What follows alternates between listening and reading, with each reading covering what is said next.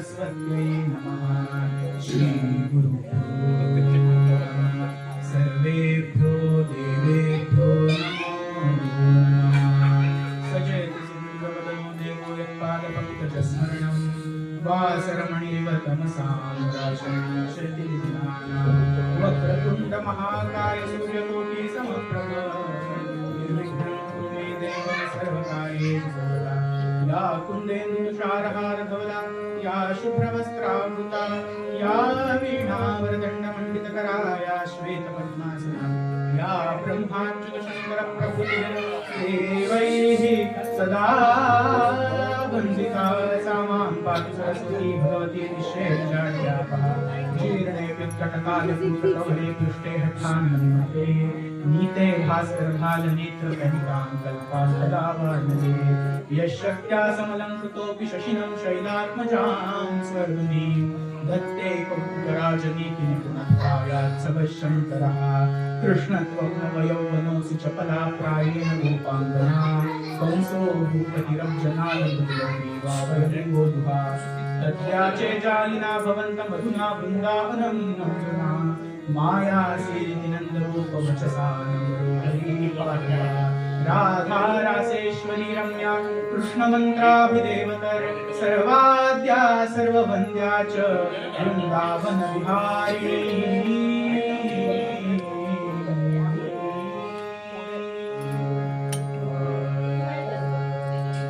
जय जय राम कृष्ण हरि राजा राम। जय जय राम कृष्ण हरि राजा राम। जय जय राम कृष्ण हरि।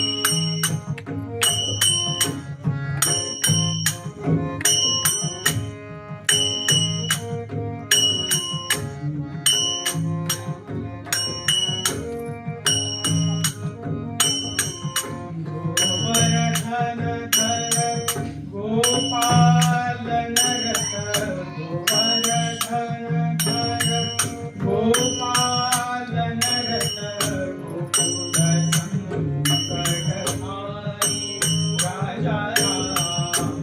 गोकुल संकटहारी राजा राम।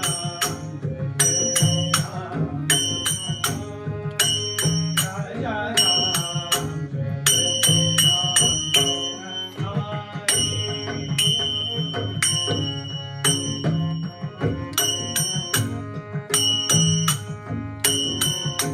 शरणागत दीन चरणी मेरी शरणागत दीन चरणी मेरी करुणानिधि राजा राम। करुणानिधि राजा राम। जय जय राम हरि राजा राम। जय जय राम हरि।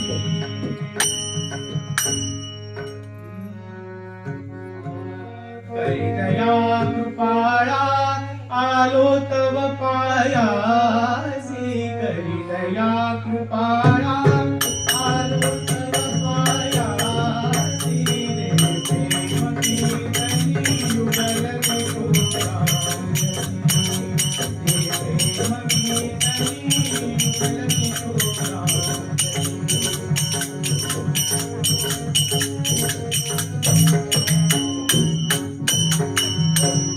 देखी भव माया बहु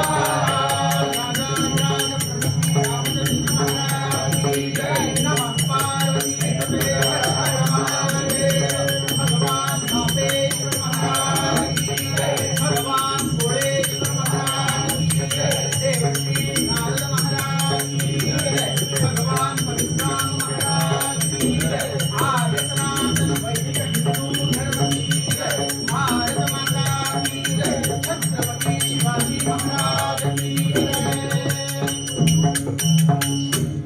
जय जय रघुवीर समर्थ।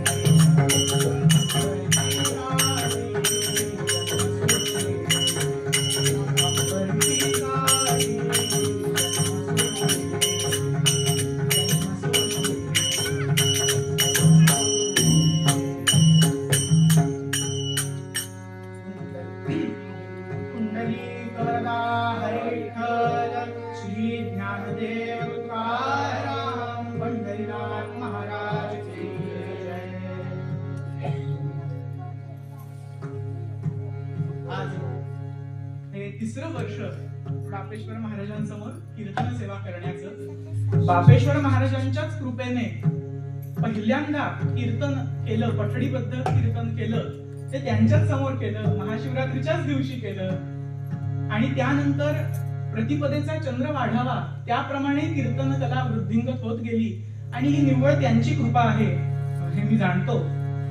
या वर्षी आता खरं सांगायचं झालं तर कीर्तन सेवा करेन असं काहीही ठरलेलं नव्हतं. किंवा या वर्षी कीर्तन सेवा होणार नाही असंच ठरलेलं होतं. पण माझ्या कीर्तनातील गुरु हरिभक्त परायण रोहिणीताई परांजपे त्यांनी मला प्रोत्साहन दिलं की तू कीर्तन करच म्हणून. आणि म्हणून आज इथे कीर्तन सेवेला उभा आहे. तुम्ही श्रोते जगदीश मूर्ती, त्यामुळे कीर्तनामध्ये जर काही वेडवाकडं बोललं गेलं तर ते तुम्ही मोठ्या मनाने मला क्षमा कराल त्याच्यासाठी, ह्याची मला पूर्णपणे खात्री आहे. असं आधी म्हणून ठेवलेलं बरं असतं, म्हणजे नंतर कोणी विचारत नाही. आता आज आपण निरूपण विचारासाठी घेतलेला अभंग जगद्गुरु संत तुकाराम महाराजांचा आहे. काय म्हणतात तुकाराम महाराज? धर्म रक्षावया अवतार घेसी, आपुल्या पाळीसी भक्तजना. अंबरीशी साठी जन्म सोशियेले, दुष्ट निर्दाळिये किती एक. धन्य तुझ कृपा सिंधू म्हणतील, आपुला तू बोल साच करी. तुका म्हणे तुझ वर्णिती पुराणे, होय नारायणे दया सिंधू पंढरीनाथ महाराज की जय. काय म्हणाले तुकोबाराय? बरं, आता सगळा अभंग आपण सोडवायला घ्यावा एवढा वेळही नाही आणि तेवढी माझी पात्रताही नाही. आज आपण अभंगाच्या पहिल्या चरणामध्ये तुकोबाराय काय म्हणाले ह्याचं मी जे यथावत चिंतन केलंय ते आपल्या समोर मी मांडण्याचा प्रयत्न करतो. तुकोबाराय म्हणतात, धर्म रक्षावया अवतार घेसी. आपल्या सगळ्यांना हे ठाऊक आहे की भगवंतांचं वचन आहे की ज्या ज्या वेळेला धर्माची हानी होते त्या त्या वेळेला मी अवतार घेतो. त्याप्रमाणे तुकोबाराय इथे म्हणतात की धर्म रक्षावया अवतार घेसी. धर्म रक्षणासाठी तू अवतार घेतोस आणि काय करतोस? आपुल्या पाळीसी भक्तजना, आपल्या भक्तजनांचं रक्षण करतोस. मग आता आपल्याला प्रश्न असा पडेल की धर्म धर्म आपण एवढं म्हणतो, धर्म जागृती, धर्म अमुक, धर्म तमुक, आता हे धर्म रक्षण. मग हा धर्म म्हणजे नेमका कोण आहे? धर्मा नव्हे, धर्म. धर्म म्हणजे कोण आहे? अहो, धर्म हे भगवंतांचंच स्वरूप आहे. आणि अगदी थोडक्यात सांगायचं झालं धर्म म्हणजे काय, तर विधी आणि निषेध ह्यांची बांधणी करून जीवाची शिवाशी म्हणजे आपल्या या जीवाची परमात्म्याशी गाठभेट घालून देणारा मार्ग म्हणजे धर्म होय. आता तुम्ही म्हणाल विधी निषेध म्हणजे बाप रे, काय एवढं मोठं आहे विधी निषेध, म्हणजे नक्की काय करायचं धर्मामध्ये? काही नाही. अष्टादश पुराणेषु व्यासस्य वचनद्वयम्, परोपकारः पुण्याय पापाय परपीडनम्. भगवान गोपालकृष्ण महाराज की जय. 18 पुराण व्यासांनी लिहिली. त्या 18 पुराणांमध्ये व्यासांनी 2च गोष्टी सांगितल्या किंवा 2 महत्वाच्या गोष्टी सांगितल्या. काय? तर परपीडा म्हणजे पाप आणि परोपकार म्हणजे पुण्य. इतका सोपा आहे धर्म. दुसऱ्याची हानी करू नये आणि स्वतःची उन्नती करावी, इतका सोपा आहे धर्म. दुसऱ्याची हानी करू नये, त्याच्यावर उपकार जमले तर करावे, नाही तर काहीच करू नये, इतका सोपा आहे धर्म. मग त्या पलीकडे जाऊन आपल्या धर्माचे 4 स्तंभ आहेत: तप, सत्य, शुची आणि दया. तप म्हणजे काय? तर एखाद्या गोष्टीसाठी श्रद्धापूर्ण केलेला प्रयत्न म्हणजे तप होय. मग तो एखादा माणूस एखादी कला मिळवण्यासाठी सुद्धा करू शकतो किंवा एखादा माणूस भगवंतांना मिळवण्यासाठी सुद्धा करू शकतो. आपलं जीवन खरं तर एक तपच आहे, पण आपण हे तप सांसारिक सुखांसाठी करतोय, ते चुकीचं आहे. तप. शुची म्हणजे शुद्धता, बाह्यही आणि आंतरिकही. शुची म्हणजे स्वच्छता. आपल्याला बाहेरून देहही आपला स्वच्छ ठेवला पाहिजे. याचं कारण देह हे परमात्म्याचं निवासस्थान आहे. देह देवाचे मंदिर असं आपण म्हणतो. देह हे परमात्म्याचं घर असल्यामुळे त्याचं घर आपण वापरतोय भाड्याने, म्हणजे आपण त्याची शुद्धता ठेवायलाच पाहिजे, स्वच्छता ठेवायलाच पाहिजे. आणि त्याचप्रमाणे जो आत आपण भाड्याने राहतोय की हा जीव, त्याचं अंतःकरण, त्याची सुद्धा तेवढी शुद्धता स्वच्छता ठेवायला पाहिजे. ती कशाने होते? तर ती विधी निषेधांमुळे होते. सत्य, कायम खरं बोलावं, कधीही कोणाशीही खोटं बोलू नये. आणि दया. दया यासारखा दुसरा मोठा पुण्यकारक धर्म नाही. दुसऱ्यावरती दया करणं, भूत दया करणं, हे आपल्या संतांनी आपल्याला सांगूनच ठेवलेलं आहे पूर्वापार. आणि असे हे 4 आपल्या धर्माचे स्तंभ आहेत. अगदी थोडक्यात सांगायचं झालं तर चांगलं वागणं म्हणजे धर्म आणि वाईट वागणं म्हणजे अधर्म. मग जे चांगलं वागणारे आहेत त्यांचं रक्षण करण्यासाठी, म्हणजेच धर्माचं रक्षण करण्यासाठी हे भगवंत येतात. आणि कसे येतात तर आपल्याला गीतेतलं त्यांचं वचन ठाऊक आहे. यदा यदा हि धर्मस्य ग्लानिर्भवति भारत अभ्युत्थानमधर्मस्य तदात्मानं सृजाम्यहम्. यदा यदा हि धर्मस्य, ज्या ज्या वेळेला धर्मावरती ग्लानिर्भवति भारत, या धर्माला ग्लानी येईल. भारत म्हणजे तिथे अर्जुनाला उपदेशून म्हटलेलं आहे. भारत, भरतवंशात जन्माला आलेला तो भारत, म्हणून तिथे अर्जुनाला भारत असं म्हटलं. हे भारता, हे अर्जुना, ज्या ज्या वेळेला या धर्मावरती संकट येईल त्या त्या वेळेला मी अवतार धारण करेन. बरं, अवतार धारण करून मी काय करेन?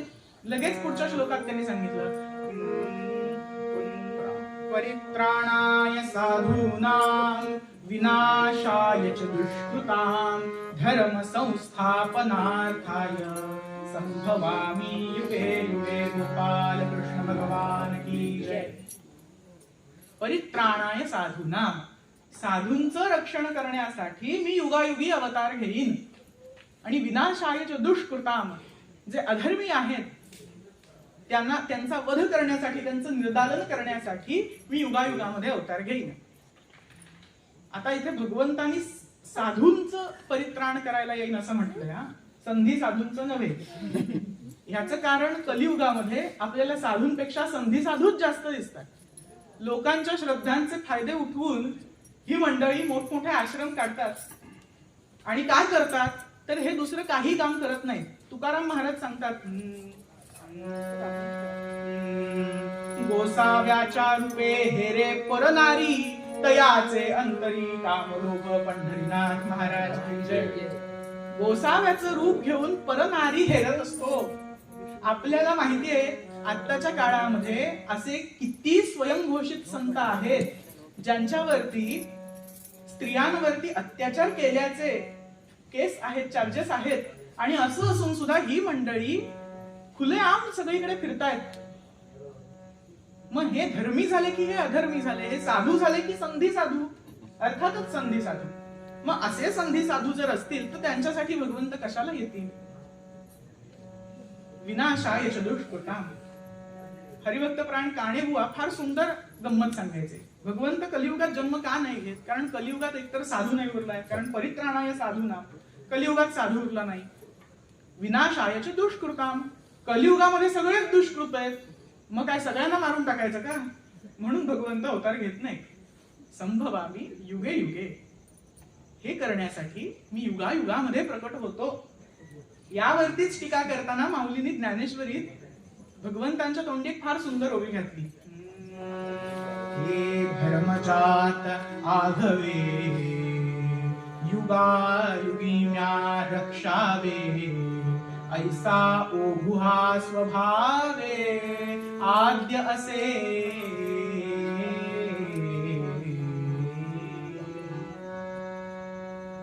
हे धर्म जाता आघवे युगायुगी म्या रक्षावे.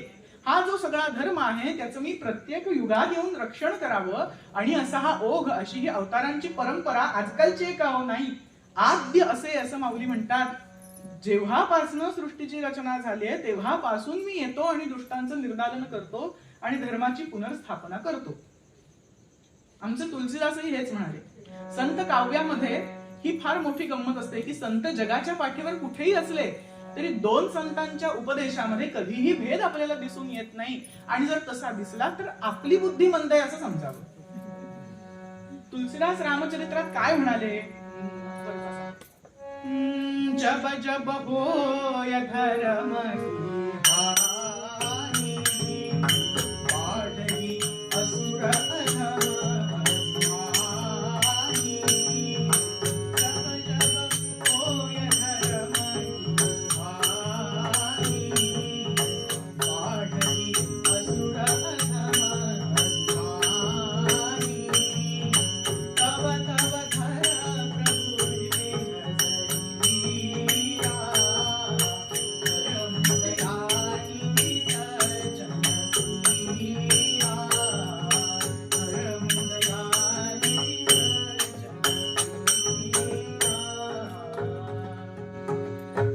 जब होय धर्म की हानी बाढे असुर अधम अभिमानी. ज्या ज्या वेळेला धर्माची हानी होते आणि अधर्मी दैत्य यांची जणू काही सुनामी येते, तब तब धर प्रभू विविध शरीरा. त्या वेळेला भगवंत विविध शरीरांना धारण करून येतात आणि हरहु दयांधी सज्जन पीरा. सज्जनांच्या संत जनांच्या पीडेचं भगवंत हरण करतात. आणि तेच तुकोबाराय आपल्याला हेच सांगतात आपल्या आजच्या मूळ पदामध्ये. काय सांगतात? धर्मरक्षावया अवतार घेसी आपुल्या पाळीसी भक्तजना. तू धर्मरक्षणासाठी अवतार घेतोस आणि आपल्या भक्तजनांचं रक्षण करतोस. मी मगाशी एक मुद्दा म्हटला की कलियुगात भगवंतांनी अवतार का नाही घेतला? आता शाब्दिक कोटी करण्यासाठी, तो विनोद करण्यासाठी नाही घेतला असं म्हणणं ठीक आहे, परंतु खरंच भगवंत अवतरित नाही का झाले कलियुगामध्ये? झाले ना. कोणाच्या रूपाने झाले? तर आपल्याला प्रत्येक वेळेला सवय असते नाही का, असे चतुर्भुज भगवंत बघायची. शंख चक्र गदा पद्म धनुष्य नाही तर काहीतरी चक्र हातात असलंच पाहिजे, त्याशिवाय आम्ही भगवंतांना भगवंत मानत नाही. आणि म्हणून आजच्या काळात एकूण पूर्ण 17 कल्की अवतार आत्ता आहेत पृथ्वीवरती आणि वेगवेगळे युट्यूब व्हिडिओ बनवून ते सांगतात की मी कल्की आहे आणि मोटरवरचं चक्र हातात अडकवतात. ती त्याच्या पलीकडची गोष्ट. तर आपल्याला भगवंतांचं असंच स्वरूप बघायची सवय झाली आहे. पण भगवंत प्रत्येक वेळेला असे येतात का? नाही. भगवंत कलियुगामध्ये संतांच्या रूपाने अवतीर्ण झाले. आता तुम्ही म्हणाल ह्याला काय प्रमाण काय आहे? तर पहिली गोष्ट म्हणजे सुभाषितकार काय म्हणाले? सत्ययुगे श्रुती प्रोक्ता त्रेतायाम स्मृती रुच्यते द्वापरे पुराण मेवंच कलौ संत वचः परम. सत्ययुगामध्ये श्रुती म्हणजे वेदांचं प्रमाण, वेदांमधल्या मंत्रांचं प्रमाण हे सगळ्यात मुख्य धरलं जायचं. त्रेतायुगामध्ये स्मृती. स्मृती म्हणजे काय? वेगवेगळ्या ऋषीमुनींनी त्यांना झालेलं ज्ञान आपल्या शिष्यांना सांगितलं, ते शिष्यांनी आपल्या स्मृतीमध्ये ठेवलं, म्हणून त्याला स्मृती म्हणतात. तर त्रेतायुगामध्ये स्मृतींचं प्रमाण मुख्य होतं. द्वापरे पुराणमेवंच. द्वापार युगामध्ये व्यासांनी अवतार घेतला. त्या व्यासांनी 18 पुराण महाभारत एवढं सगळं लिहिलं. त्यामुळे द्वापार युगामध्ये पुराणांचं प्रमाण सगळ्यात मुख्य. पण कलौ संत वचः परम. कलियुगामध्ये संतांचं प्रमाण सगळ्यात श्रेष्ठ.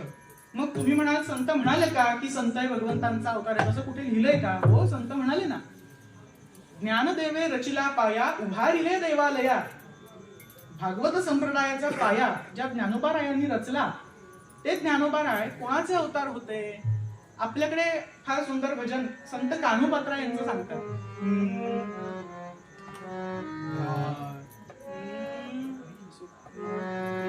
सोपान तो ब्रह्मा, सोपान तो ब्रह्मा, मूळ माया मुक्ताबाई.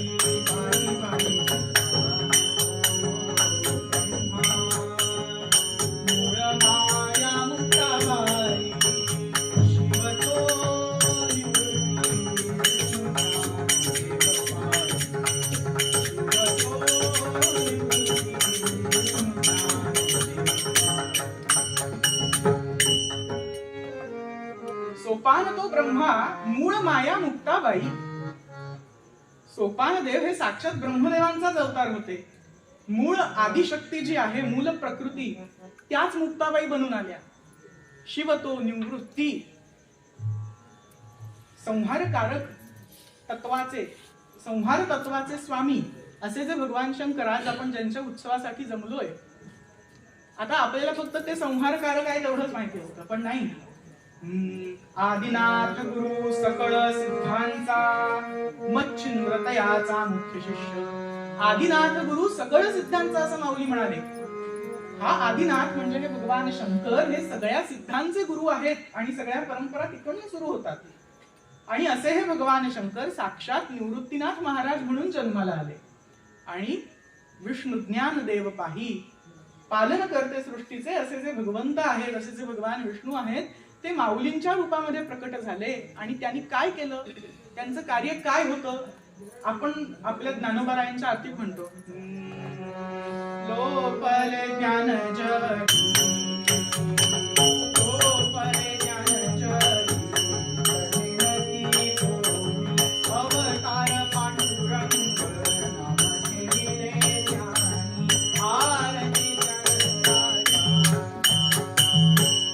आरती ज्ञानराजा आरती ज्ञानराजा कैवल्य केला सेविती साधू संत मनुष्य घडला माझा आरती ज्ञानराजा लोपले ज्ञान जगी जगामध्ये ज्ञानाचा लोप झाला म्हणजेच धर्माचा लोप झाला कारण धर्म हा ज्ञानस्वरूपच आहे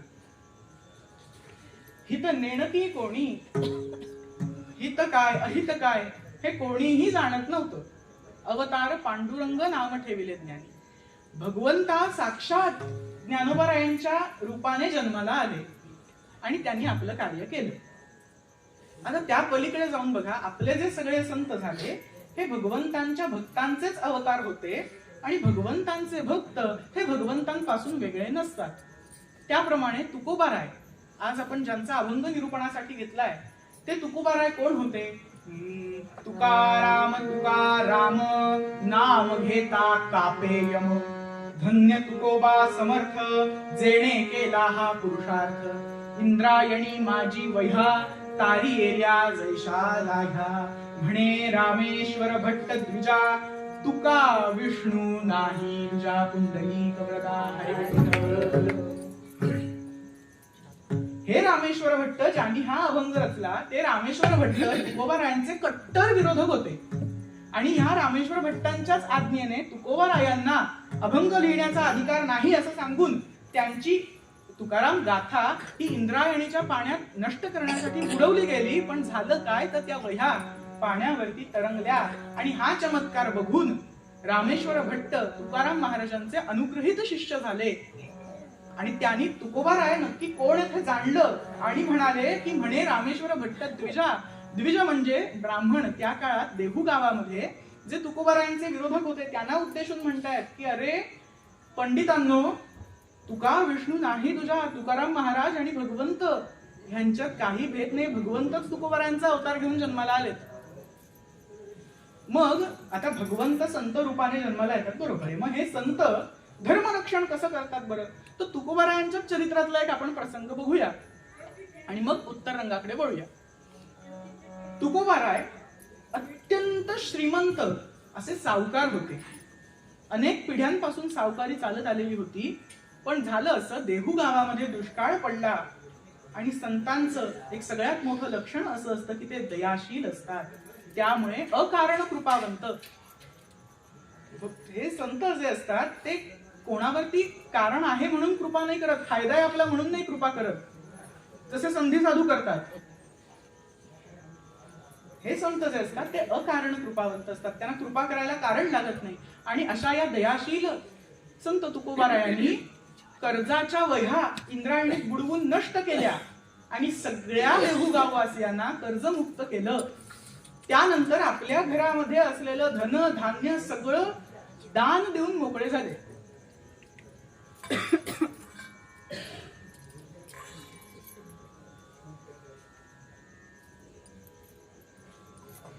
सगळं दान दिलं आपल्याजवळ काहीही ठेवलं नाही अक्षरशः त्यांच्या पत्नीच्या आवडीबाई म्हणजे त्यांचं मूळ नाव जिजाबाई होतं पण नंतर त्यांना आवडी म्हणायला लागले तर त्या आवडीबाई ज्या होत्या त्यांच्याकडे नेसण्यासाठी फक्त एक लुगडं होतं फक्त एक लुगडं सकाळी उठायच्या स्नान करायच्या त्या लुगड्यासहितच फक्त गुरुवारी स्नान करायच्या आठवड्यातनं कारण मग लुगडं रोज कसं सुकणार त्या स्नान करायच्या आणि बसून राहायच्या एका कोपऱ्यात ते लुगडं वाळेपर्यंत आणि एक तर कथा अशी आहे का त्या खोलात शिरत नाही तुकोबारायांकडे रुक्मिणी आई साहेब त्यांची परीक्षा घेण्यासाठी आल्या या खरंच संत आहे का आणि म्हणाल्या मला एक साडी फक्त दे तुकोबारायांनी मागचा पुढचा विचार न करता ती एक शिल्लक असलेली साडी सुद्धा दान केली असे हे वैराग्यवान असलेले संत तुकोबाराय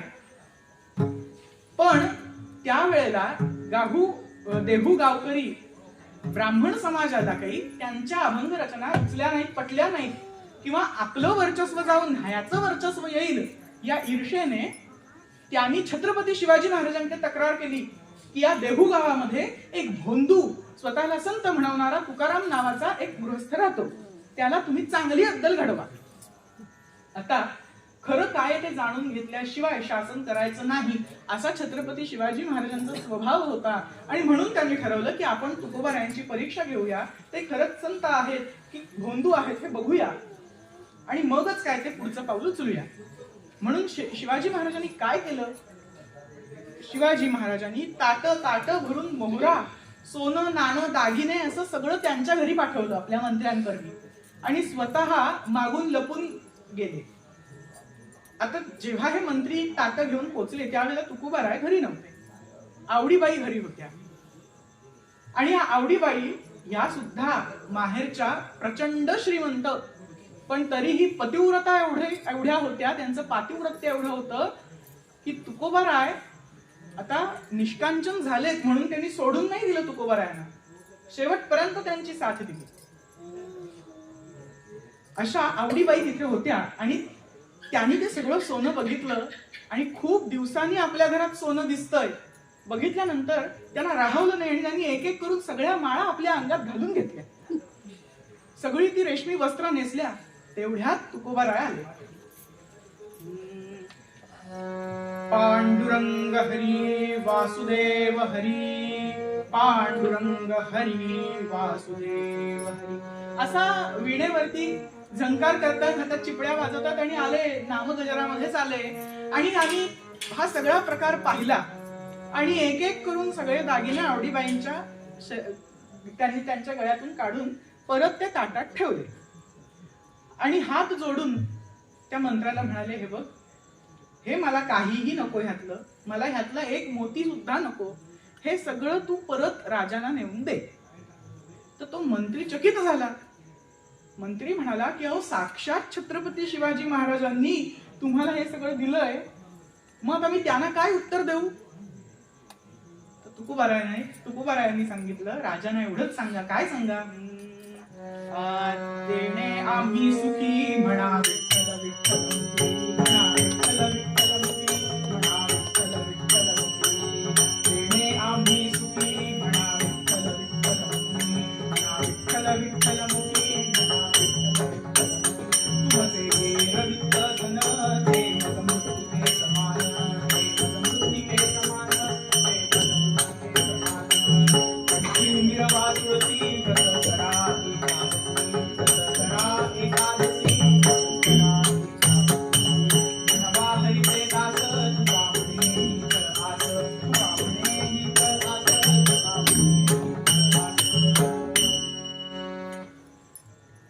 तेणे आम्ही सुखी म्हणा विठ्ठल विठ्ठल मुखी. म्हणाले, राजांना आम्हाला आनंदी बघायचंय ना, मग आम्हाला सुख कशात आहे. राजांना माझा निरोप सांगा की मुखाने सतत भगवंताचं नाम घ्या, याच्यातच आम्हाला सुख आहे. तुमचे ये रवित्त धन ते मज मृत्तिके समान. तुमचं हे सगळं सोनं नाणं मला माती समान आहे. कंठी मिरवा तुळसी व्रत करा एकादशी. कंठामध्ये तुळसी धारण करा आणि एकादशीचं व्रत करा.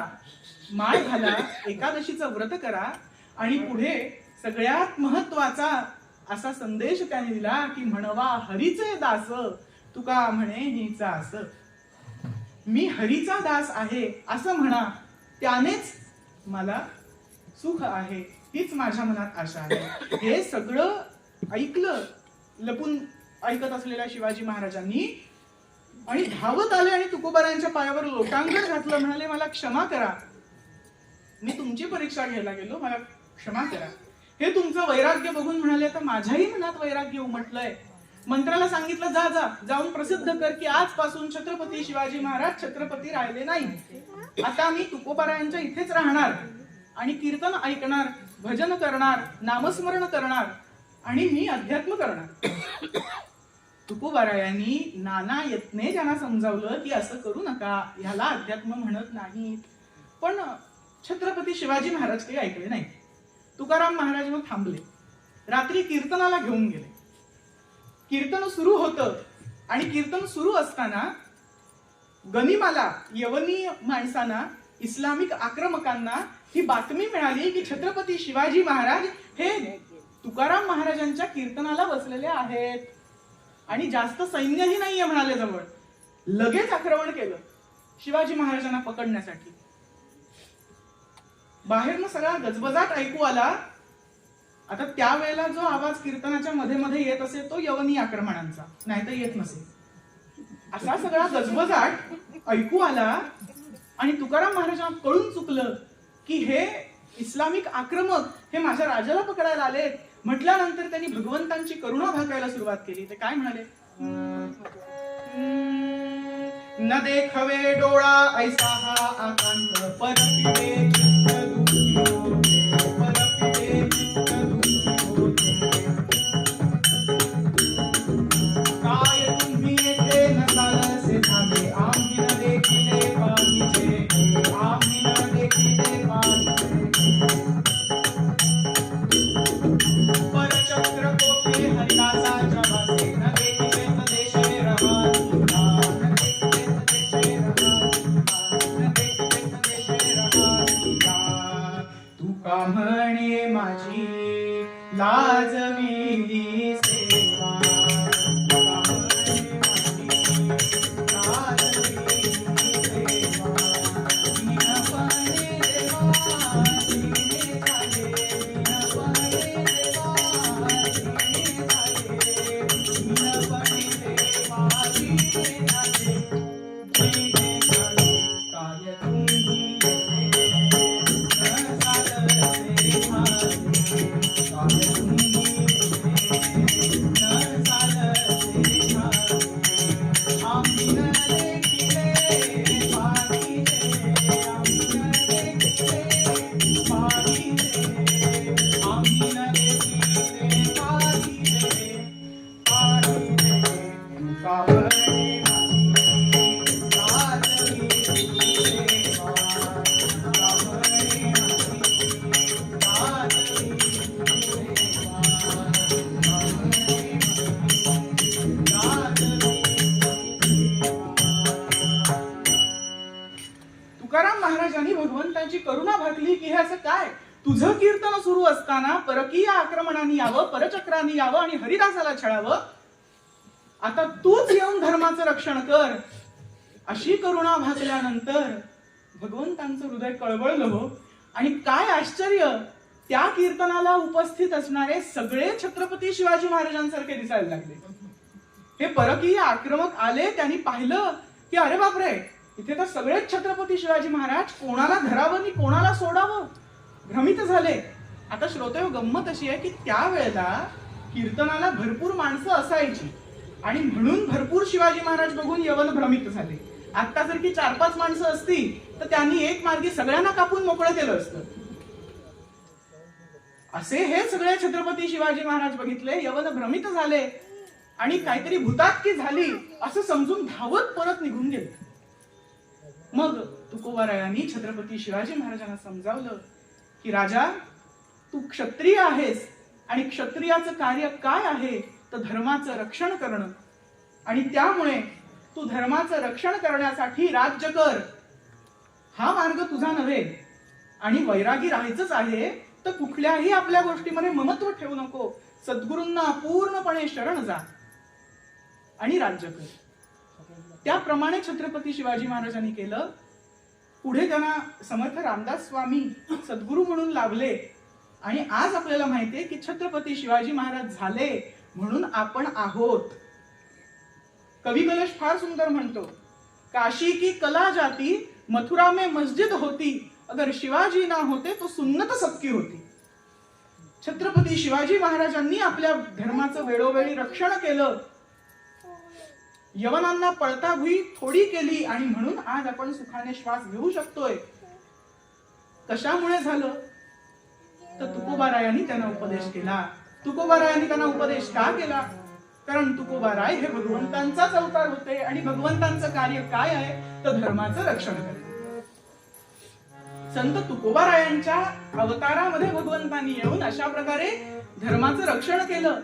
जातीभेद नावाचा जो काही गलिच्छ प्रकार आपल्या धर्मामध्ये वर्णव्यवस्थेच्या नावाखाली चालू होता त्याचा कडाडून विरोध तुकोबारायांनी केला आणि अंती आपल्या निजधामाला वैकुंठाला विमानात बसून गेले.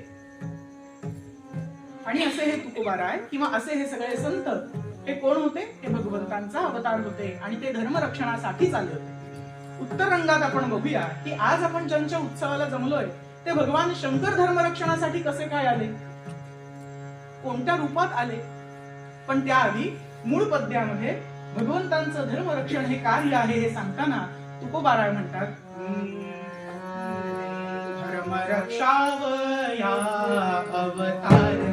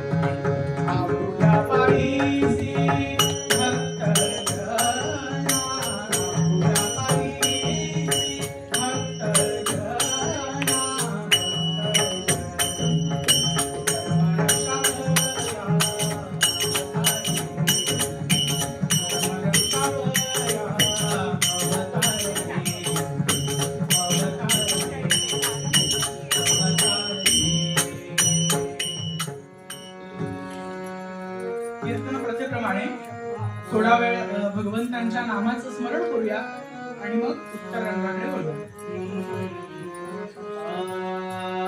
हरा हरा महादेवा पार्वती वल्लभ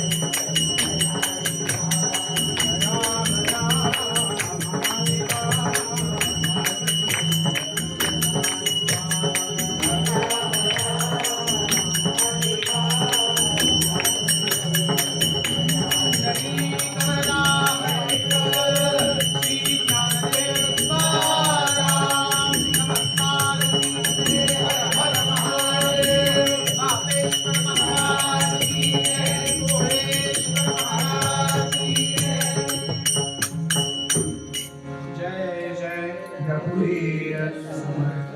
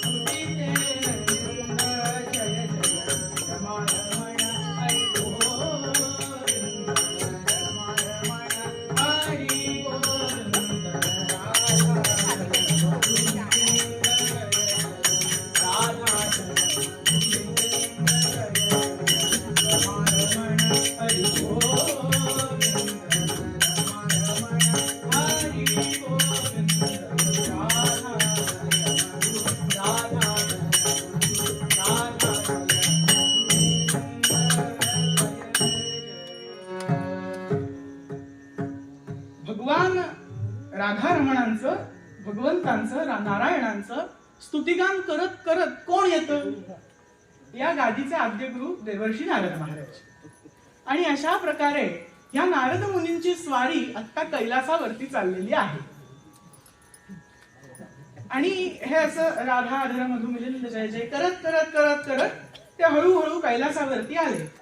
पण कैलासावर येऊन बघतात तो काय, ज्यांना बातमी देण्यासाठी आलोय ते भगवान शंकर समाधिस्थ आणि मुखाने नाम चालू आहे, श्रीराम जय राम जय जय राम, श्रीराम जय राम जय जय राम.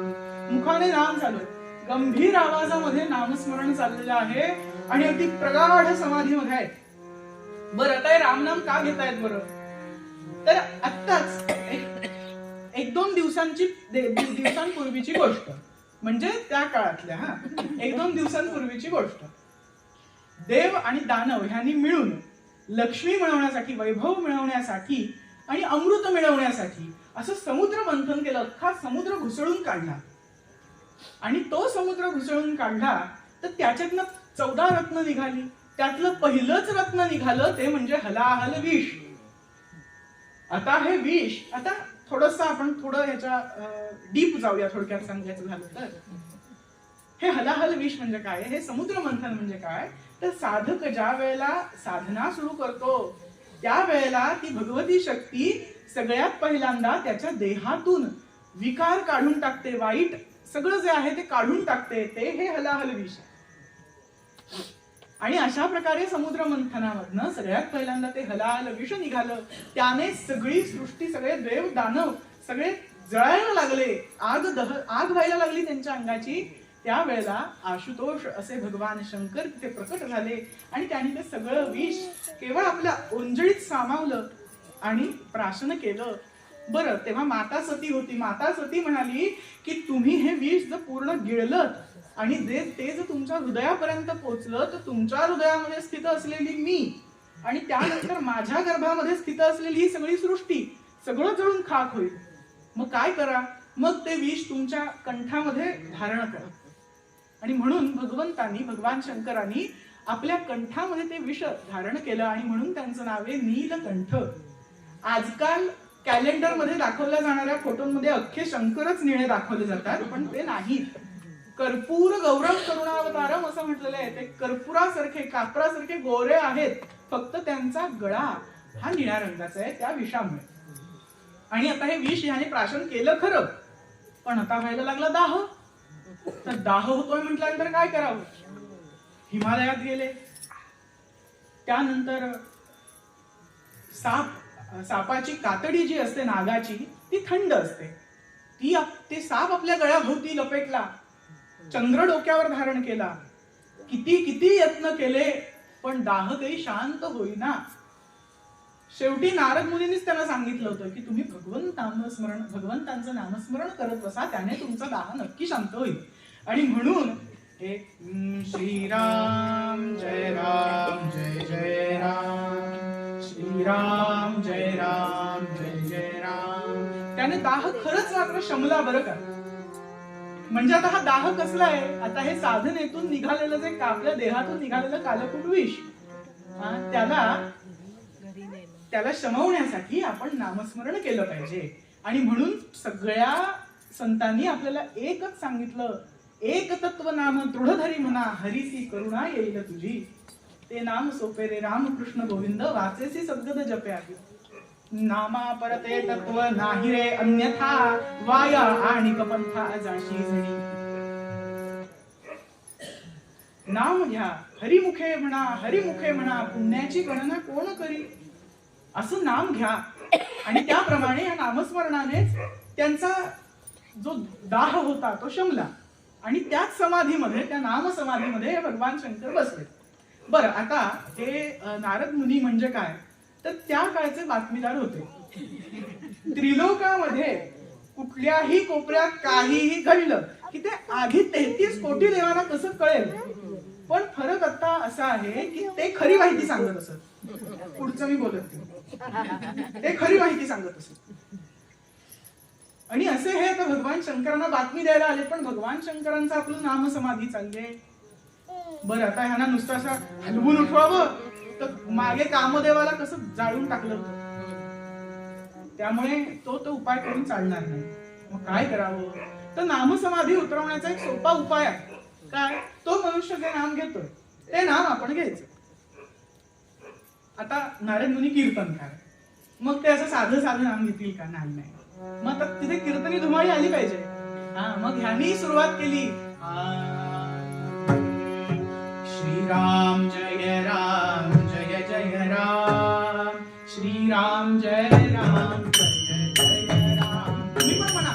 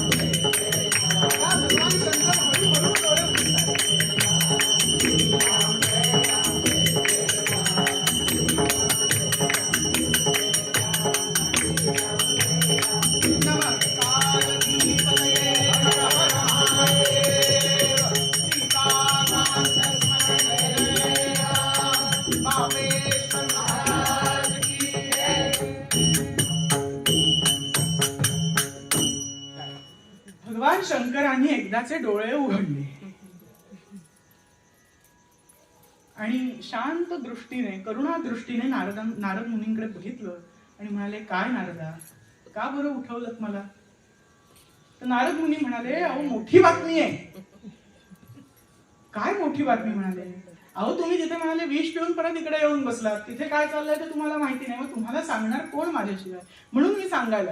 अरे बरं, मग बातमी काय आहे? आता नारद मुनी सांगतायत, प्रकट जाहले तेथे, तेथे म्हणजे समुद्र मंथनाच्या ठिकाणी, प्रकट जाहले तेथे अतर्क्य ऐसे लीलाधर विष्णू, रूप मोहिनी धरले, रूप मोहिनी धरले, जिने मोहिले देवासुर जिष्णू. राम राम हरे हरे, राम राम राम राम, रघुत्तमा राम राम राम, सीता राम. त्या समुद्र मंथनाच्या ठिकाणी ज्यांची लीला अतर्क्य आहे, कोणाला कळत नाही, असे भगवान विष्णू मोहिनी रूपात म्हणजे स्त्री रूपात प्रकट झालेत. काय झालं म्हणाले, ते समुद्र मंथन करता करता शेवटी धन्वंतरी आला एकदाच ते अमृत घेऊन, आणि ते अमृत घेऊन आल्यानंतर तो अमृत कुंभ देवांचा की दैत्यांचा ह्याच्यावरून मोठे वाद,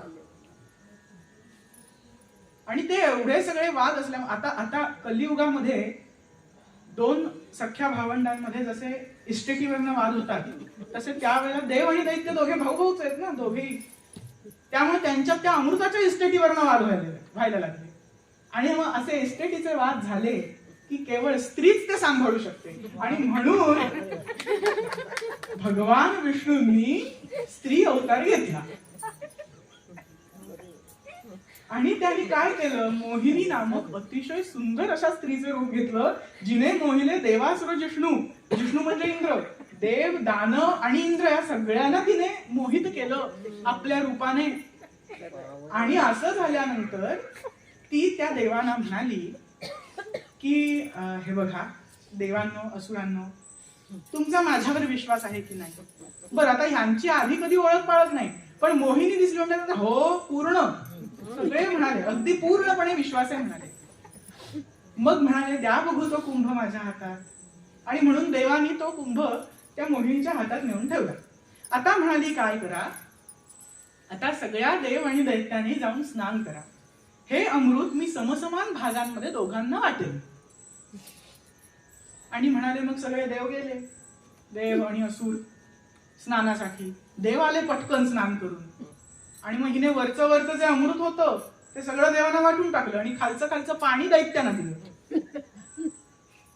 तेवढ्यात एक दैत्य म्हणाले येऊन बसला देवांच्या पंक्तीत, आणि सूर्यचंद्राला कळलं की हा दानव आहे देवाचं रूप घेऊन आलेला. त्यांनी मोहिनीला खून केली. म्हटल्या क्षणी मोहिनीने सुदर्शन चक्र उपसून त्याचा वध केला. बरं, तो मेला नाही, कारण अमृत कंठापर्यंत गेलं होतं. त्याचे दोन वेगवेगळे भाग झाले, ते राहू आणि केतू. पण म्हणाले, सांगण्याचं तात्पर्य असं की भगवान विष्णू मोहिनीच्या रूपामध्ये प्रकट झाले. बरं म्हणाले, एवढंच ना? हो म्हणाले, एवढंच. आता मी म्हणाले माझी समाधी करतो, तू तुझं उर्वरित काम कर, म्हणजे बातम्या द्यायचं जिथे. मग त्याप्रमाणे देवर्षी नारद महाराज तिकडनं निघून गेले. आता भगवान शंकरांनी पुन्हा डोळे मिटले आणि मुखाने नाम घ्यायला सुरुवात केली. श्रीराम जय राम जय जय राम मोहिनी, श्रीराम जय राम जय जय राम मोहिनी. अरे बापरे, हे श्रीराम जय राम इथपर्यंत बरोबर आहे, हे पुढे आणखी 3 अक्षर कसली वाटतायत? अहो, भगवान शंकर आदियोगी, त्यांची सगळी इंद्रिय त्यांच्या ताब्यात, पण हे मोहिनी रूपाचं वर्णन देवर्षींकडून ऐकलं आणि आता त्यांचं ध्यानच लागे नाहीसं झालं, त्यांची समाधीच लागे नाहीशी झाली. डोक्यामध्ये सतत मोहिनी, कारण भगवान विष्णू म्हणजे मदन मोहन, मदनाला सुद्धा म्हणजे कामदेव, सगळ्यात सुंदर देवता, त्याला सुद्धा ज्यांनी मोहित केलं, त्यांनी स्त्री रूप धारण केल्यानंतर ते किती सुंदर दिसत असतील ह्याचाच विचार भगवान शंकर करतात.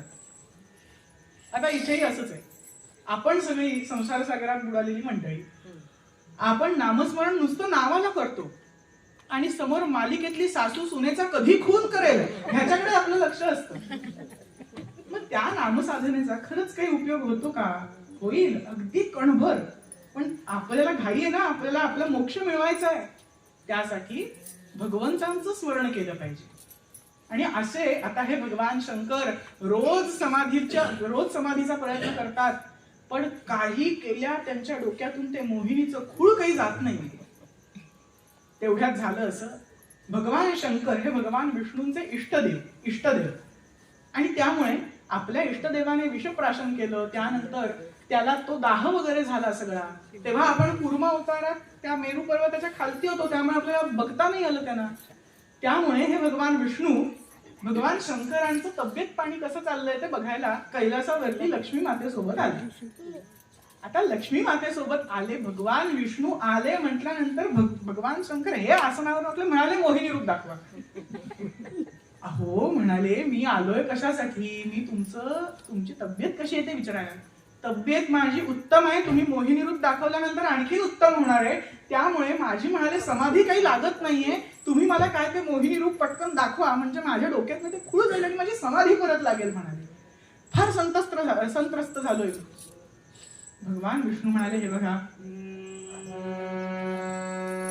जरी तुम्हासी सवय असे,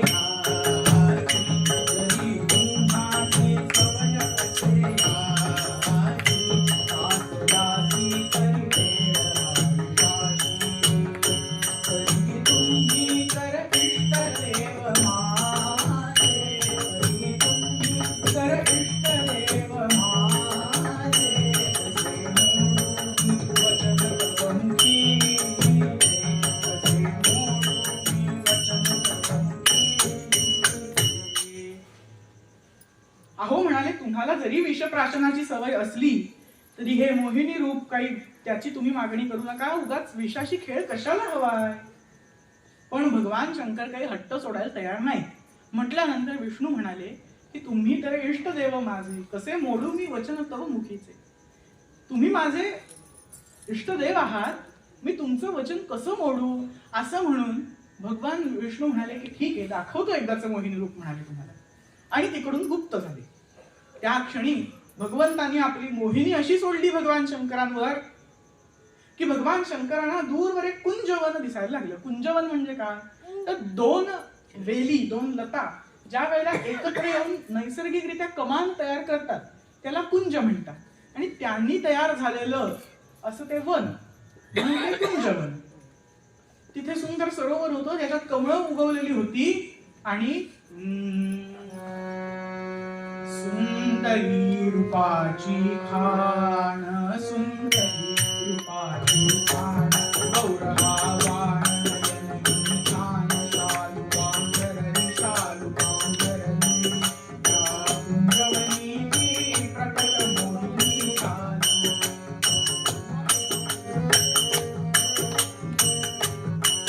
ऋण जुना वाजती मुकुळ, ऋण जुना वाजती मुकुळ, रमणी फार करत असे फार करेने, सुधा जनुती पाजत असे प्रेमाने.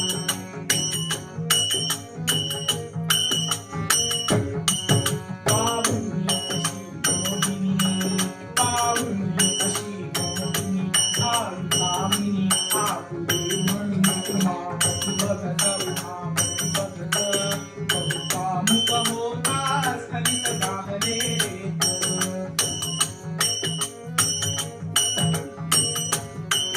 होताच असे ते स्खलनी, होताच असे ते स्खलनी, येऊनी मान कालती मान कालती देखा, बोले विष्णू त्यागे बेचारावा, बोले विष्णू त्यागे बेचारावा.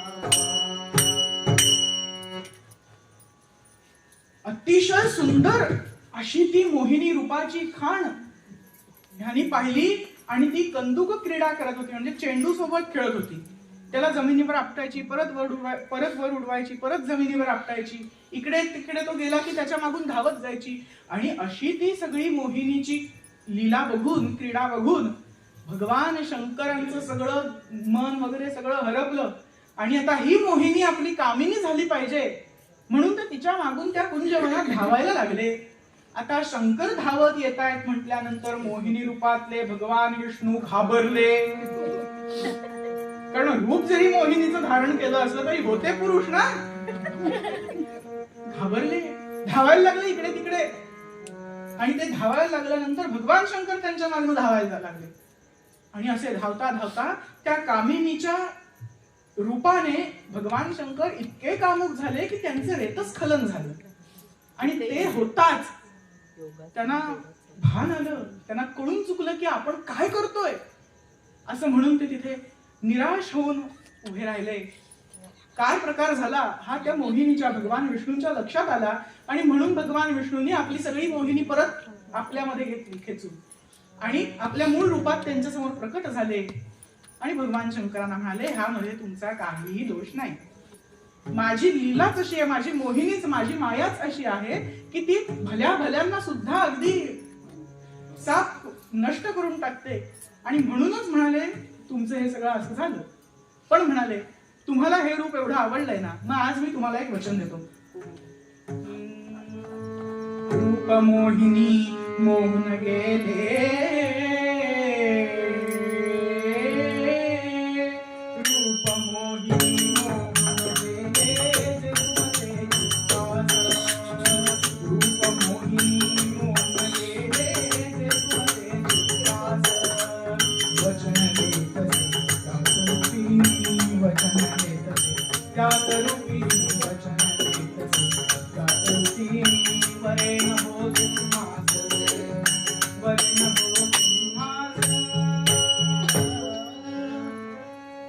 भगवान विष्णू म्हणाले हे जे रूप तुम्हाला मोहून गेलं ते माझ्याच लीलेमुळे होतं. आणि म्हणाले आता मी तुम्हाला वचन देतो की या रूपामध्ये मी तुमच्याशी विवाह करेन यथाकाली.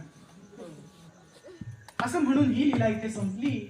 आणि इकडे भूतलावरती काय झालं, मणी मल्ल नामे दोन झाले दैत्य शक्तिवान, त्रासून गेले देवगण त्या दैत्यांसी.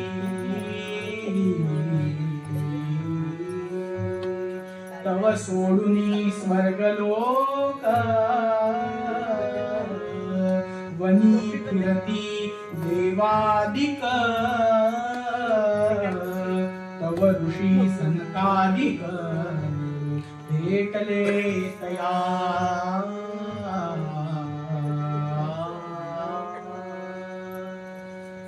मणी आणि मल्ल नामक दोन अतिशय बलशाली असे दैत्य मातले. आणि त्यांनी स्वर्गातून सगळ्या देवगणांना हाकलून लावलं. आणि हे प्रजाभ्रष्ट झालेले देव, इंद्र आदी सगळे देव हे इकडून तिकडून वनातून त्या दैत्यांच्या भयाने फिरायला लागले, भटकायला लागले. आणि असे भटकता भटकता एक दिवस ते एका वनात आले.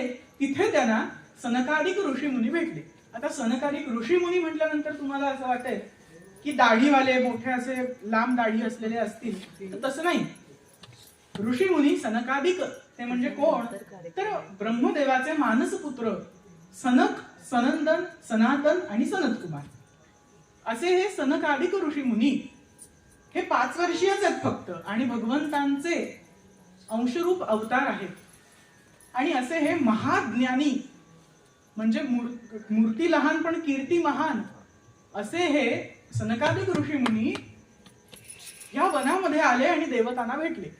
आणि इंद्राला त्यांनी विचारलं की अरे इंद्रा, एवढा सुंदर स्वर्गलोक असताना तुम्ही सगळे देव असे रानोवनी का भटकताय.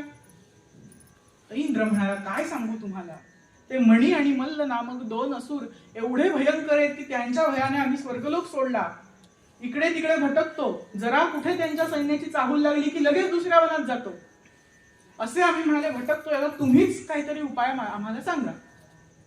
त्यावेळेला सनकादिक ऋषी मुनी त्यांना म्हणाले, जा जा लवकरी कैलासी त्या, जा जा लवकरी कैलासी त्या उमापती वृंदावा, जा जा लवकरी कैलासी त्या उमापती वृंदावा. तोच असे रे समर्थ इंद्रा, तोच असे रे समर्थ इंद्रा, तोच असे रे समर्थ इंद्रा. वधावया त्या भावा, वधावया त्या भावा.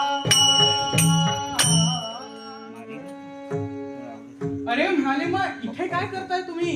लवकरात लवकर कैलास लोकामध्ये जा आणि भगवान शंकरांना तुमचं गाऱ्हाण सांगा. केवळ तेच एक असे आहेत जे त्या मणी आणि मल्लांचा वध करू शकतील.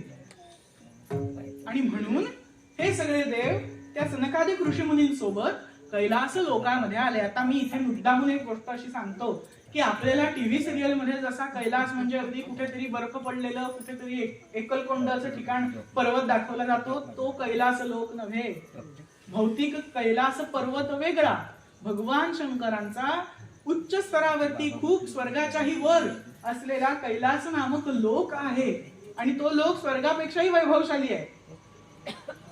म्हणजे हजारो स्वर्ग त्यांचं वैभव एका पारड्यात आणि कैलास लोकांचं वैभव एका पारड्यात घातलं तरी कैलास लोकांचं पारडच खालती जाईल. एवढं भव्य दिव्य असं कैलास लोक आहे जिथे भगवंत राहतात, भगवान शंकर राहतात. तर आता हे सगळे देव त्या कैलास लोकांमध्ये आले आणि त्या भगवान शंकरांना समाधिस्थ होते आणि भगवान शंकरांना आळवायला लागले. महादेवा तव पायी आम्ही आलो, महादेवा तव पायी आम्ही आलो, दीन आम्ही तुझ शरण लेखता, दीन आम्ही तुझ शरण लेखता. तरी राखी तू आज धर्म साचा, तरी राखी आज धर्म साचा, तरी वध तुझ्या दुष्ट बांधवाचा, तरी वध तुझ्या दुष्ट बांधवाचा.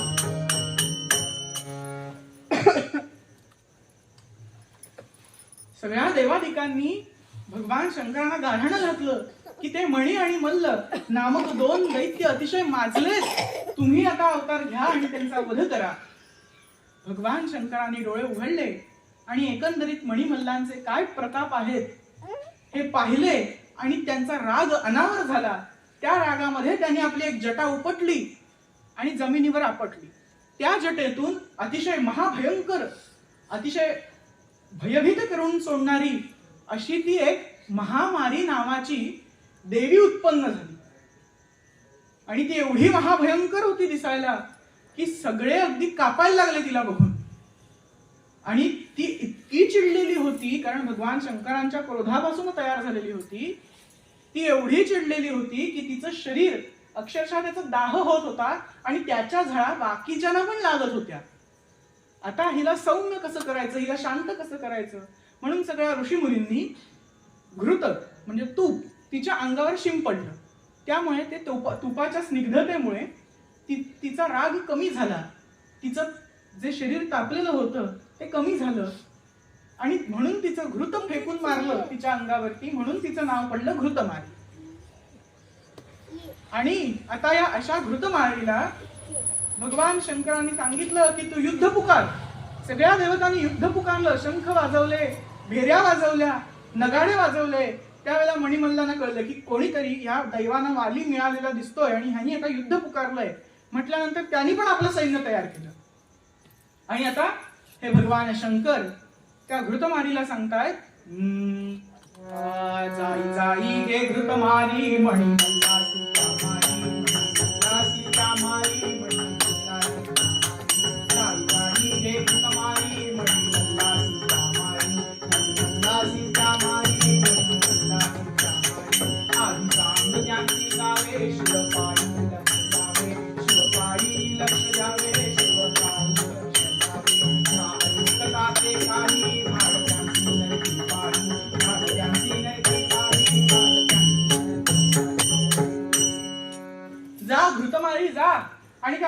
मल्लांचा वध कर. त्यांना आधी सांग की तुम्हाला जर तुमचा जीव प्यारा असेल तर त्या भगवान शंकरांना शरण जा. ते तुम्हाला नक्की जीवदान देतील, जीवनदान देतील, तुम्हाला मुक्त करतील. पण जर म्हणाले ते ऐकले नाहीत तर तिथे त्यांचा वध कर. अशी आज्ञा भगवान शंकरांची मिळताच घृतमारी धावत त्या रणभूमीवरती गेली. तिच्या पायामुळे जमीन एवढी हादरत होती की सगळे दैत्य उडी न मारता असे उडायला लागले रणभूमीवरती. कैक दैत्य तिच्या हुंकारामधून निघणाऱ्या गरम हवेमुळे जळून खाक झाले. आणि अशी ती घृतमारी धावत त्या रणावरती आली. समोर मणी आणि मल्लांना बघितलं आणि सांगितलं की भगवान शंकरांनी तुम्हाला निरोप पाठवलाय. तुमचा काळ आता जवळ आलेला आहे. तुम्हाला जर तुमचा जीव हवा असेल तर भगवान शंकरांना शरण जा. देवतांना त्यांचं राज्य परत द्या, धर्म करा. तर भगवान शंकर तुम्हाला प्रसन्न होतील आणि तुम्हाला जीवनदान देतील. पण म्हणाली जर तुम्हाला युद्धच पुकारायचं असेल तर मी एकटी तुमच्यासाठी का भरपूर आहे. मणी म्हणाला जा जा म्हणाला तुझ्या त्या शंकराला सांग. तो स्मशानात राहतो, स्वतःला समजतो कोण म्हणाले. म्हणजे त्या पोथीमध्ये तर असा उल्लेख आहे की मणी म्हणतो होता तो बोलून चालून भिकारी. त्याची तू दास आणि तू दासी तू माझ्याकडे आलीस. म्हणाले कर काय करायचंय ते. आणि म्हणून आता घृतमारी आणि मणिमल्ल यांच्यात अगदी जोराचं युद्ध सुरू झालं. आणि त्या युद्धामध्ये दुर्दैव असं की घृतमारीचा वध झाला. तर त्या घृतमारीचा वध झाला हे ज्या वेळेला भगवान शंकरांना कळलं त्यावेळेला भगवान शंकर आपल्या सिंहासनावर बसलेले होते. त्यांच्या डाव्या मांडीवरती देवी महालया शक्ती पार्वती बसलेली होती. आणि आता आपल्याला जायची वेळ आलेली आहे असं समजून भगवान शंकरांनी मल्हारी मार्तंड भैरवाचा अवतार धारण केला. त्यांचं तेज अक्षरशः सूर्यासारखं होतं. आणि भैरव स्वरूप म्हणून ते मार्तंड भैरव, मार्तंड म्हणजे सूर्य असे ते भगवान शिव जेव्हा मार्तंड भैरव झाले त्यावेळेला भगवान विष्णूंना आपलं वचन आठवलं आणि त्यांनी मोहिनी रूपामध्ये त्या पार्वतीमध्ये संचार केला. आणि ती पार्वती आता मोहिनी सारखी दिसायला लागली. आणि मग ही पार्वती म्हणजे कोण होती. ती महालया शक्ती होती, लय करणारी शक्ती म्हणून ती महालया शक्ती. त्या महालयाचं महालसा झालं आणि त्या महालसाचं प्राकृत मराठीमध्ये महालसा झालं. आणि असे हे आता भगवान शंकर मार्तंड भैरवाचं रूप. 4 हात आहेत. हातामध्ये कपाल धारण केलेला आहे. कपाल म्हणजे कवटीची वाटी थोडक्यात सांगायचं झालं. हातामध्ये त्रिशूळ, त्यानंतर डमरू धारण केलेला आहे, खड्ग धारण केलेला आहे. आणि असे हे भगवान शंकर सज्ज झाले. आणि ही म्हाळसा सुद्धा हातामध्ये भाला घेऊन तयार झाली. आता भगवान गणेश, नंदी, शृंगी असे एक एक गण जाऊन लढायला लागले. कार्तिकेय असे सगळे एक एक गण, एक एक देवता जाऊन त्या युद्धामध्ये लढायला लागले. आणि त्यांनी एक एक सेनापती, मंत्री, दैत्य या सगळ्यांचा वध केला. आणि आता टप टप टप टप हय पदमाने टप टप टप टप हय पदमाने तयामध्ये तो थोडा सारे संगे एकानंद सुंदरते मल्हारी तोरण तोरणे. आता योग्य वेळ जाणून घोड्यावरती स्वार होऊन भगवान खंडेराय, मार्तंड भैरव म्हाळसा देवीला पुढे बसवलं. मला घेऊन स्वतः मागे बसले. आणि असे त्या घोड्याचा भय म्हणजे घोडा त्याच्या टापांचा टप टप टप टप आवाज करत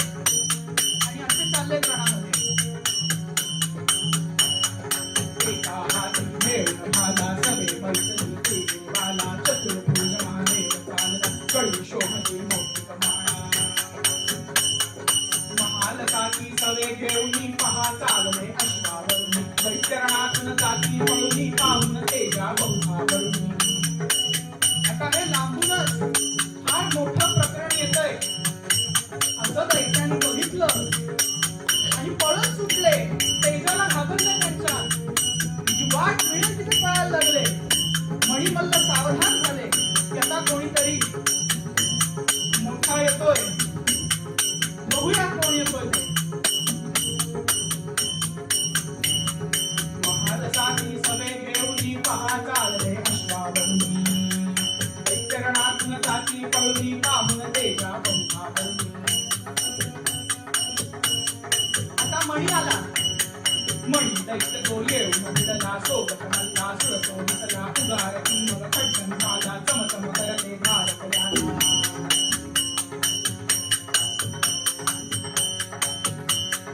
मणी येऊन भिडलेला भगवान शंकरांना मागून मल्लासूर पण धावत येतोय. माणसाने भाला उगारला. यांनी खड्ग उपसलं.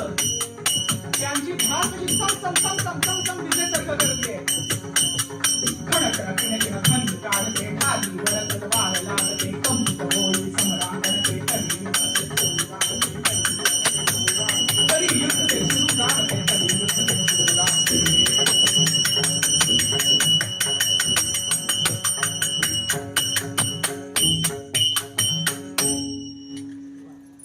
थर थर थर थर थर थर अशी ती रणभूमी कापायला लागली. हे मणीने ढाल पुढे केली. तलवारीचा घाव झेलायला भगवंतानी भगवान शंकरांनी आपलं खड्ग मारलं आणि कडकड कडकड करून ती सगळी ढाल तुटून गेली. असं ह्यांचं युद्ध सुरू झालंय. सगळं समरांगण हादरतय, रणांगण हादरतय, जणू काही भूकंप आलाय. आणि अशा वेळेला योग्य वेळ बघून पाशुपतास्त्र वापरोनी देवे वधिला दैत्य मणी पाहता मल्लये धावनी भैरवावरी त्या.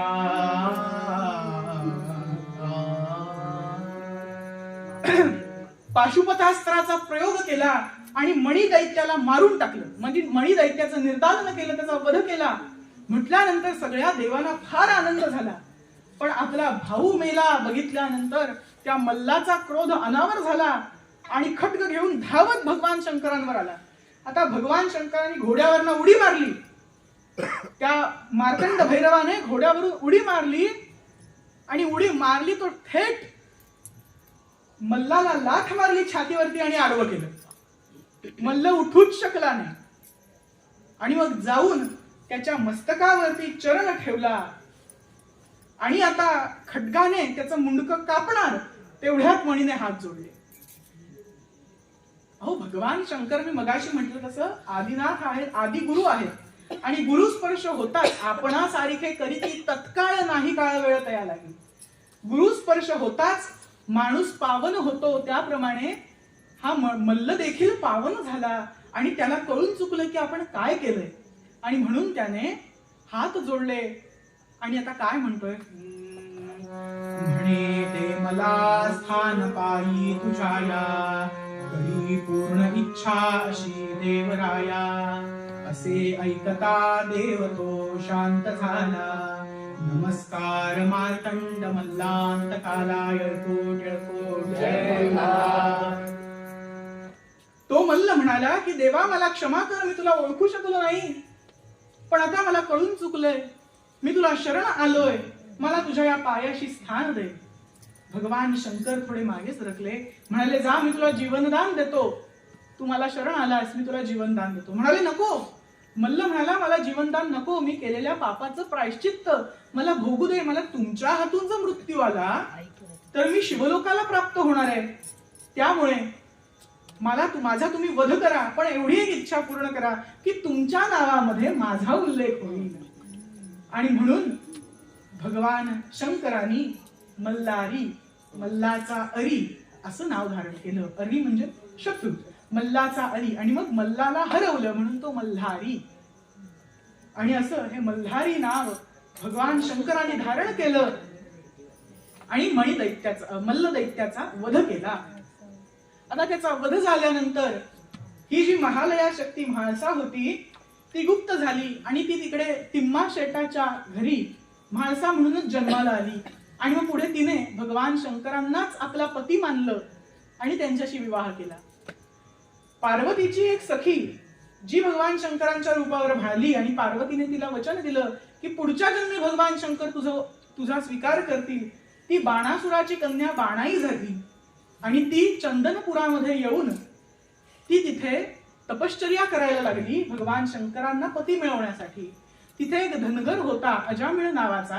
त्याने तिला बकरीचं दूध फलाहार असं देऊन तिला आपल्या कन्येसारखं ठेवलं आणि म्हणून त्याला तिच्या वडिलांचा मान मिळाला.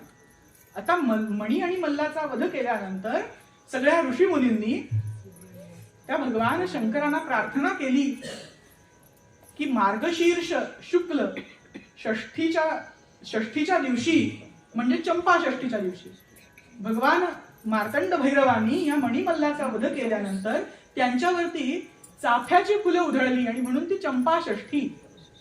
आणि मग ह्या ऋषी मुनींनी त्यांना विनंती केली की आता तुम्ही इथून जाऊ नका, वेळोवेळी अधर्म माजणार आहे आणि वेळोवेळी तुम्हाला धर्माचं रक्षण करायचंय. त्यामुळे या जय अद्रीवरती म्हणजे जयाद्री, जय म्हणजे भगवान शंकरांचा विजय झाला तो पर्वत म्हणजे अद्री म्हणून तो जयाद्री, त्याच पुढे जेजुरी झालं. त्यामुळे या जेजुरी गडावर राहा, राज्य करा म्हणून मग त्यांच्या इच्छेला मान देऊन भगवान शंकर तिथे खंडोबा या रूपामध्ये, मल्हारी या रूपामध्ये राहायला लागले, राज्य केलं. म्हाळसा आणि बाणाई यांच्यासोबत विवाह केला. आता मी तुम्हाला सांगतो टीव्ही सिरियल मध्ये जे जे काही दाखवलं जातं, आधी एक तर पहिली गोष्ट म्हणजे धार्मिक गोष्टींवरच्या टीव्ही सिरियल बघूच नाहीये. कारण त्याच्यात ते आता डेटॉलच्या ऍड मध्ये नाही का दाखवतात की 99.99% हा जंतू मारतो. मग तो जो एक 0.1 प्रकारचा जंतू उरतो त्या या सगळ्या टीव्ही सिरियल्स आहेत. त्याला अगदी ब्रह्मदेव जरी उतरला तरी त्याचा नाश नाही करू शकणार. त्यामुळे अशा धार्मिक टीव्ही सिरियल्स एक तर बघू नयेत. आणि जर अगदीच मनोरंजनासाठी बघायचे असतील तर आपण हे जे सगळं बघतोय ते खोटं आहे अशी मनामध्ये श्रद्धा पक्की करूनच बघावं. कारण ह्या सगळ्या टीव्ही सिरियल देवांच्या नावाने हिंदू धर्माला विकृत करण्याचं काम करतात, बाकी काही करत नाहीये. असो तर अशा प्रकारे भगवान शंकरांनी या मणी आणि मल्लाचा वध केला. का केला? कारण ते अधर्मी होते आणि धर्माचं रक्षण करणं हे भगवंतांचं कर्तव्य आहे. आणि म्हणून भगवान शंकरांनी या वचनाला जागून त्या मणी आणि मल्लांचा मल्हारी या रूपामध्ये, मार्तंड भैरव या रूपामध्ये वध केला आणि जेजुरी गडावरती राहायला लागले. यथाकाली ते आपल्या लोकाला निघून गेले, पण त्यांचं वास्तव्य अजूनही इथे आहे का? नाही, नक्कीच आहे. आणि असे हे भगवान शंकर कशासाठी प्रकट झाले? तर धर्मरक्षणासाठी. आणि असेच अवतार प्रत्येक युगायुगामध्ये प्रकट होतात. हेच सांगताना मूळ पद्यामध्ये आपल्याला तुकोबाराय म्हणतात,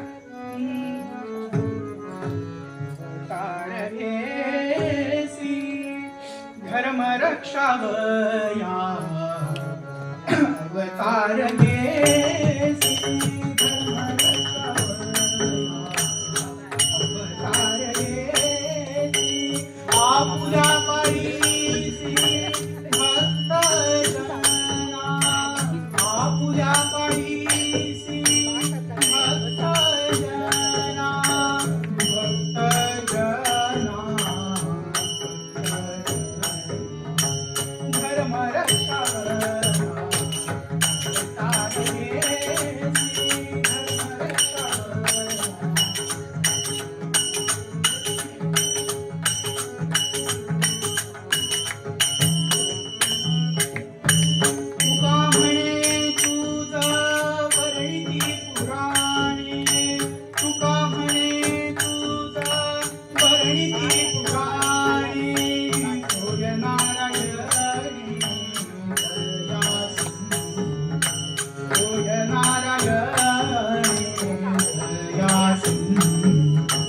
धर्म रक्षावया.